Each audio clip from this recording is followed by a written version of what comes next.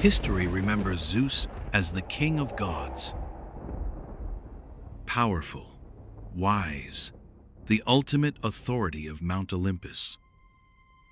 But history was written by the winners. And when you're the most powerful being in existence, no one writes down your crimes. Today, we're reopening the case files. Before we begin, a content warning. This episode discusses multiple instances of sexual assault, non-consensual encounters, and abuse of power. While we avoid graphic details, the subject matter is serious. Viewer discretion is advised. Zeus, you know the name, king of the gods, ruler of Olympus, god of the sky and thunder.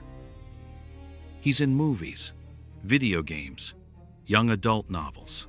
Sometimes he's wise and noble. Sometimes he's a stern father figure. Always, he's powerful. But there's something these modern retellings don't tell you. The ancient sources, the ones written by Greeks and Romans, who actually worshipped Zeus, document over 50 encounters between Zeus and mortal women. 50. That's not mythology. That's a pattern. These stories are usually called Zeus's love affairs, his conquests, his seductions. But when you actually read what happened, when you look at the details, those aren't the right words. The right word is predator.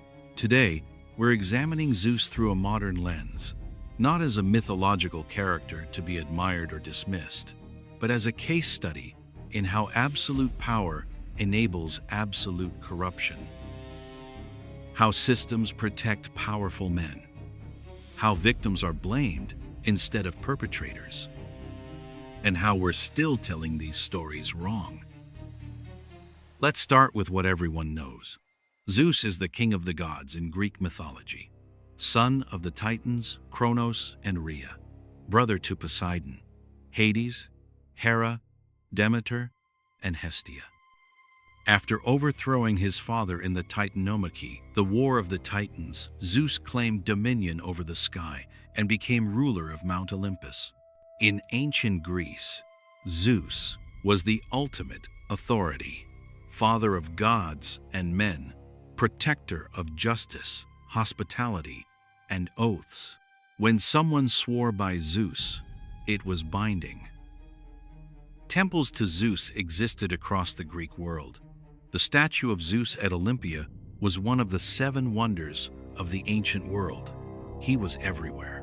He was also known for having many children: Athena, Apollo, Artemis, Hermes, Dionysus, Persephone, the Muses. The list goes on. And many of these children had mortal mothers. Which raises an interesting question. How exactly did the king of gods, an immortal being with infinite power, have relationships with mortal women? The ancient sources are very clear about this, and what they describe isn't romance. Let me give you an example. Europa was a Phoenician princess, beautiful, young, living her life. One day, she was picking flowers by the sea with her friends. Zeus saw her and wanted her, but he couldn't just approach her as himself. Why? The sources don't say explicitly, but we can infer. She would have refused. She would have run. She would have said no. So Zeus transformed himself into a white bull, gentle, beautiful, approachable. Europa, charmed by this seemingly harmless animal, climbed onto its back, and then he ran into the sea. He carried her across the Mediterranean to Crete, away from her home, her family, her friends, everyone who knew her. There, he revealed his true form, and the ancient sources use the word took her. Let's be clear about what this is. This is abduction. This is deception. This is assault. Europa's story isn't unique. It's a template. Again and again, we see the same pattern. Zeus sees a woman. Zeus wants her. Zeus takes her, often through deception, often through transformation, always through overwhelming power. Let's look at more cases. Danae, a princess of Argos. Her father, King Acrisius, received a prophecy that her son would kill him. So he did what any rational ancient Greek king would do. He locked her in a bronze chamber underground. No doors, no windows, just a small opening in the ceiling for food and air. She was imprisoned. Zeus came to her as a golden shower, golden rain pouring through that ceiling opening. The ancient sources describe this as seduction. Think about this. A woman locked underground. No escape, no choice, no ability to consent or refuse, and a god who could enter her prison in any form he chose. That's not seduction. That's assault of a captive. Danae became pregnant with Perseus. When her father discovered this, he sealed both mother and infant in a wooden chest and cast them into the sea to drown. She survived, but her life was destroyed. She was cast out as a ruined woman. And Zeus? No consequences. None. Callisto. This case is particularly disturbing. Callisto was a follower of Artemis, goddess of the hunt. Artemis's followers took vows of chastity. It was a sacred oath. Their entire identity and community centered on this commitment. Zeus wanted Callisto, so he disguised himself as Artemis. Read that again. He took the form of the goddess Callisto trusted most, her mentor, her protector, the center of her religious life. That's not just deception. That's a violation of the deepest trust imaginable. It's like a predator disguising himself as a victim's therapist, or priest, or parent. When Callisto became pregnant, Artemis discovered she had broken her vow. Without asking what happened, without investigating, she exiled Callisto from her community. Then Hera, Zeus's wife, discovered the assault, and she transformed Callisto into a bear. Not Zeus, Callisto. The victim was transformed. Years later, Callisto's son Arcas, now grown, was hunting in the forest. He encountered a bear, his own mother, and raised his spear to kill her. Zeus, watching from Olympus, finally intervened. He placed them both in the sky as constellations, Ursa Major and Ursa Minor. The ancient Greeks told this story as if it were a happy ending. Io, a priestess of Hera, yes, Zeus's own wife, serving in Hera's temple. Zeus assaulted her. The sources vary on what happened next. Some say Zeus transformed Io into a white cow to hide her from Hera. Some say Hera transformed her after discovering the assault. Either way, Io, the victim, was turned into an animal. But Hera wasn't satisfied. She sent a gadfly, a biting, stinging insect, to torment Io continuously. The fly drove her mad, chasing her across the known world. From Greece to Egypt, constantly running, constantly in pain, unable to speak, unable to ask for help. This was Hera's revenge on the victim. We need to talk about Ganymede. Ganymede was a young Trojan prince. The sources describe him as the most beautiful of mortals. Zeus, in the form of an eagle, abducted him to Olympus to serve as cupbearer to the gods. The ancient sources call him Zeus's beloved cupbearer. They describe Zeus as enchanted by his beauty.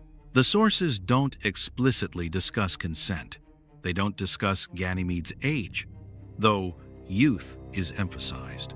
They don't discuss whether he wanted to leave his home and family. What we know is this: a powerful god abducted a young male and kept him on Olympus.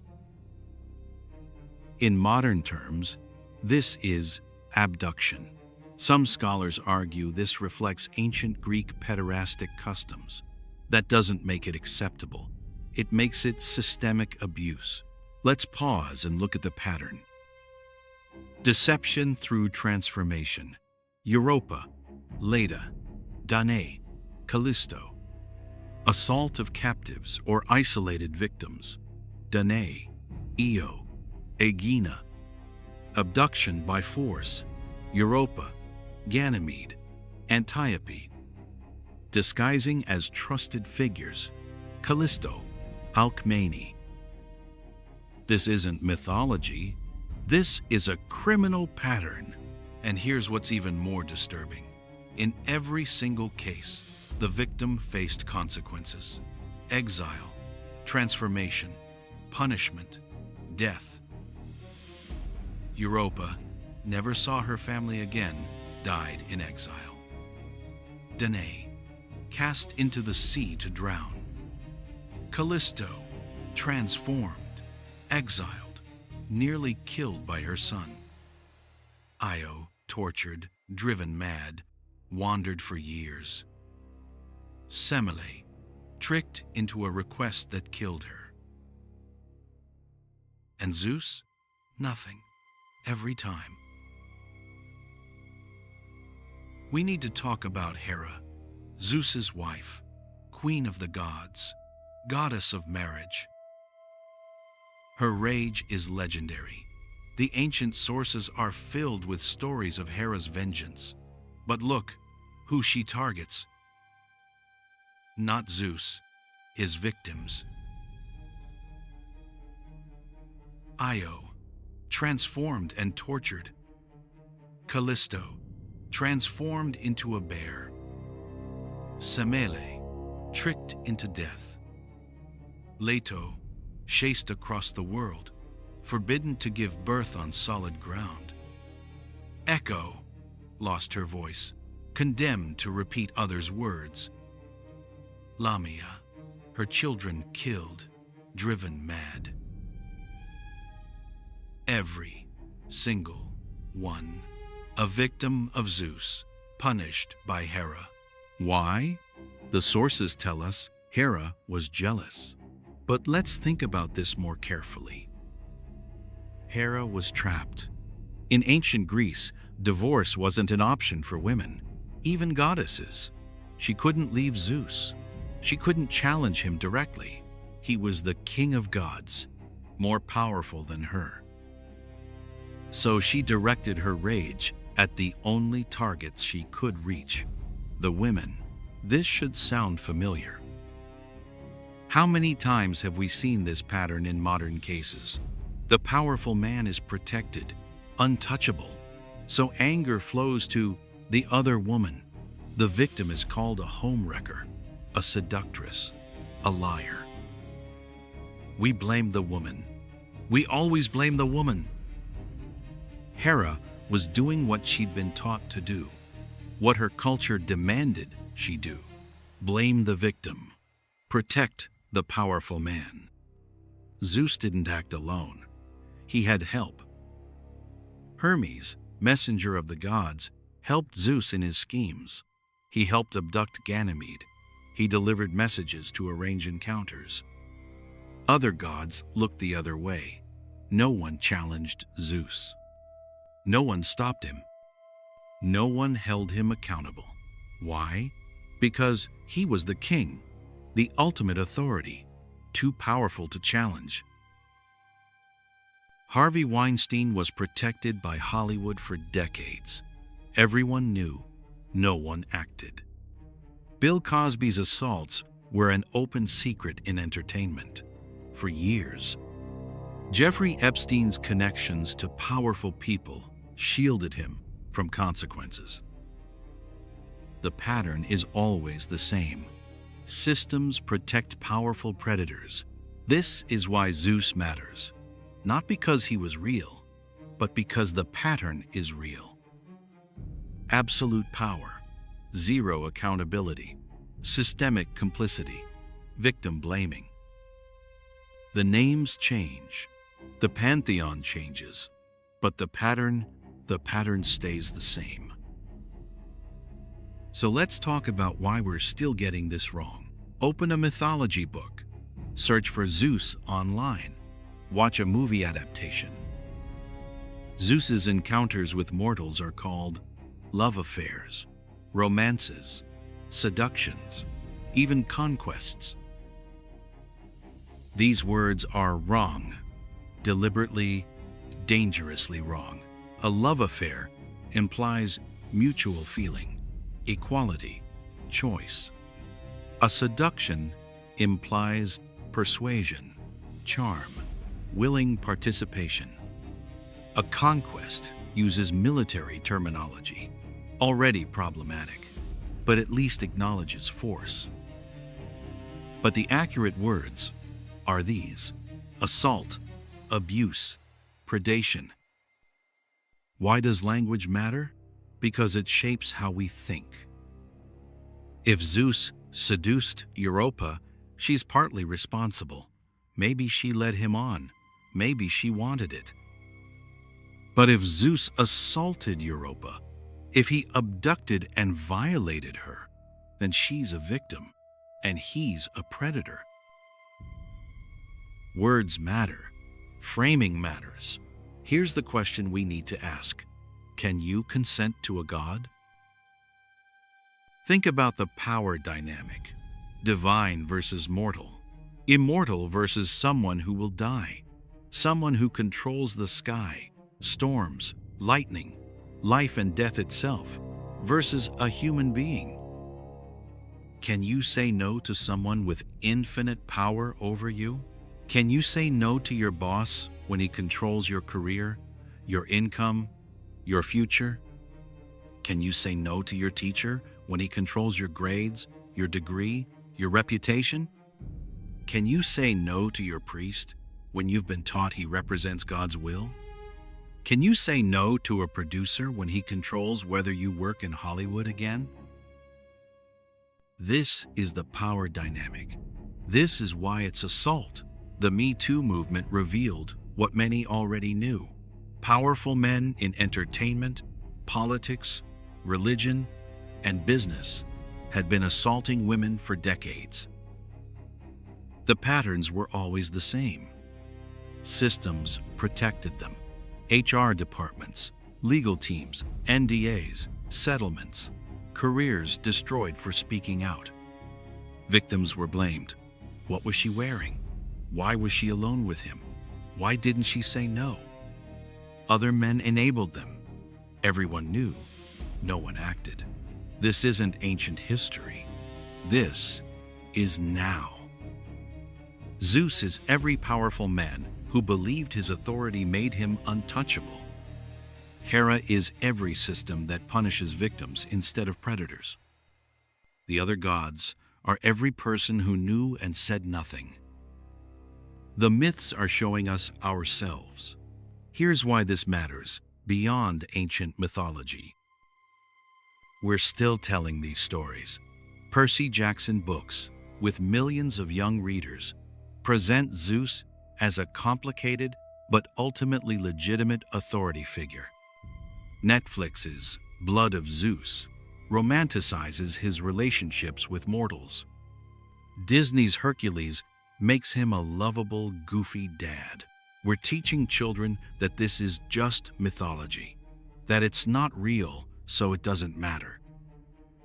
But mythology does matter. These stories shaped Western culture. They're embedded in our art, our literature, our language. When we call Zeus's assaults affairs, we're teaching that power excuses everything. When we make Hera the villain for being angry, we're teaching that women's rage at injustice is worse than men's violence, If we can't call Zeus a predator, if we can't look at ancient sources and say, this is assault, then how do we call out modern predators?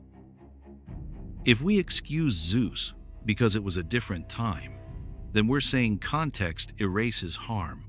That's the same logic that protects modern predators. We can acknowledge historical context and apply modern ethics. Both can be true. Classical scholarship is changing.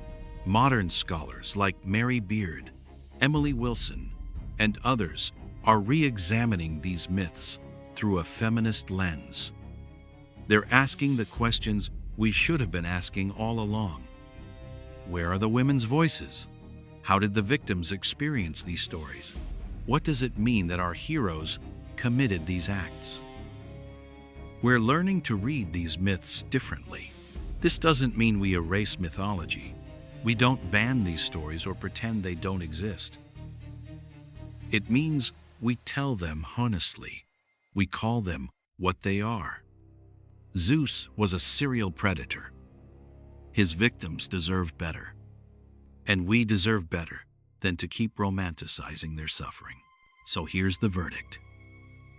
Zeus, king of Olympus, god of the sky, father of gods and men, was a serial predator who used divine power to assault countless victims. He was enabled by a system that protected powerful men. His victims were blamed, punished, and erased from the narrative. And we've been telling these stories wrong for thousands of years. Next time you see Zeus in a movie, a book, a video game, ask yourself, is this story romanticizing a predator? Is it calling assault romance? Is it erasing victims? We can love mythology and demand better from it. Both can be true. History remembers Zeus as king of gods. But we can remember him differently. As a cautionary tale about absolute power, a mirror showing us what we still accept, and a reminder that how we tell stories matters. This is Mythology Uncensored, where we tell the stories they don't want you to hear.